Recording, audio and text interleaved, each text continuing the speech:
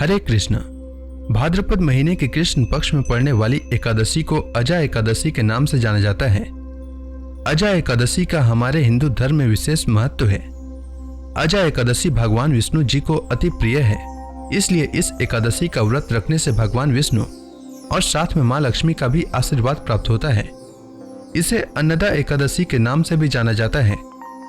हिंदू धार्मिक शास्त्रों के अनुसार ऐसा माना जाता है कि जो भक्त विधि विधान से इस व्रत को करते हुए रात्रि जागरण करते हैं, उनके समस्त पाप नष्ट हो जाते हैं और अंत में वे स्वर्ग लोक को प्राप्त होते हैं। इसके अलावा अजा एकादशी की कथा को सुनने मात्र से भक्त जनों को अश्वमेध यज्ञ का फल प्राप्त होता है।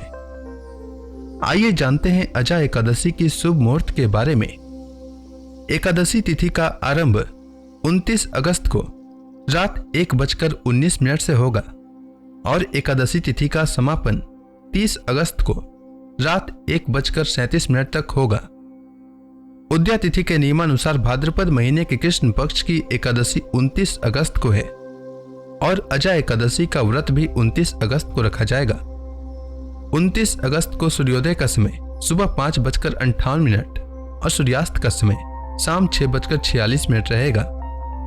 ब्रह्म मुहूर्त इस दिन सुबह 4:28 से सुबह 5:13 तक और अभिजीत मुहूर्त सुबह 11:56 से दोपहर 12:47 तक रहेगा।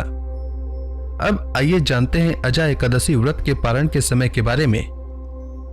तो एकादशी व्रत का पारण द्वादशी तिथि में हरिवासर समाप्त होने के बाद किया जाता है।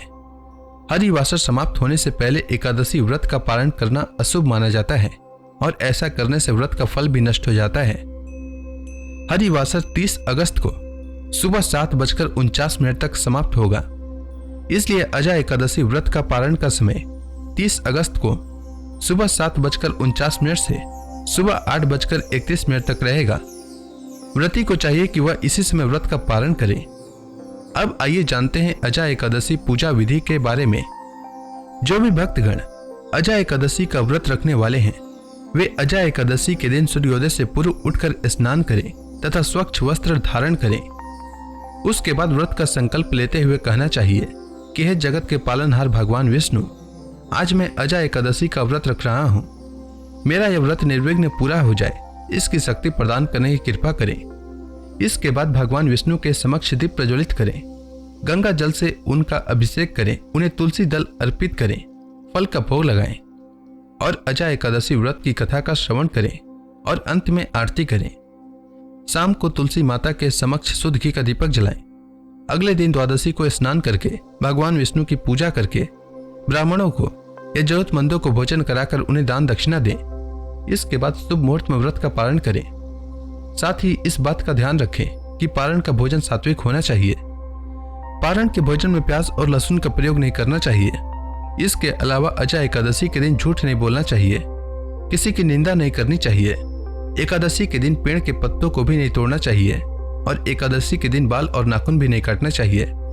उम्मीद है आपको अजा एकादशी व्रत से जुड़ी जानकारी अच्छी लगी होगी। धन्यवाद।